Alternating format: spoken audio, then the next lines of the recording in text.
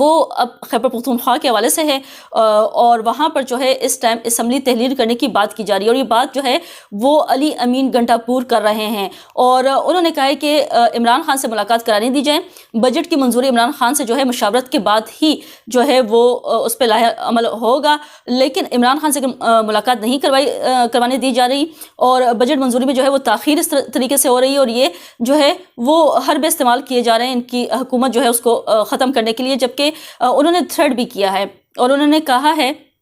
کہ میرے پاس یہ آئینی رائٹ ہے کہ میں جو ہے وہ اسمبلیاں جو ہے وہ تحلیل کر سکتا ہوں، اور اس کے بعد جو ہے یہ کنٹرول جو ہے صوبے کا وہ وفاق کے پاس جو ہے وہ اس اختیار رکھتا ہے وفاق کہ وہ صوبے کا جو کنٹرول ہے وہ اپنے پاس رکھے۔ انہوں نے کہا کہ اگر بجٹ منظور نہیں ہوگا تو اس طریقے سے تمام جو سرکاری ادارے ہیں وہ مفلوج ہو جائیں گے، اور ساتھ ہی ساتھ انہوں نے یہ بھی کہا